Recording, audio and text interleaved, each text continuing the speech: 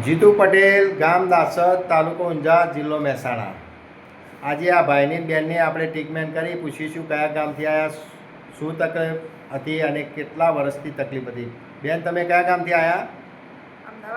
ગામ ઉનાવા. હા. રવાનું અમદાવાદ. હા. અને પછી જવાનું મારા ઓસ્ટ્રેલિયા છોકરા જોડે. બરોબર. અને ઓસ્ટ્રેલિયા અમે વિડીયો જોયો જીતુભાઈનો. બરોબર. એટલે વિડીયો જોઈને અમે અહીં દાસદ આવ્યા. બરોબર. હા.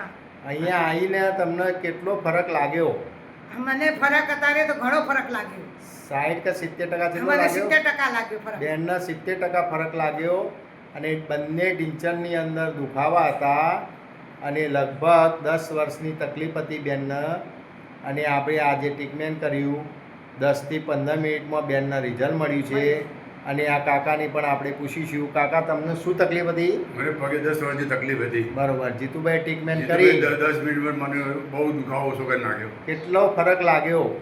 50% ફરક લાગ્યો. કાકાના 50% ફરક લાગ્યો. આ પણ ઓસ્ટ્રેલિયાથી આવેલા છે.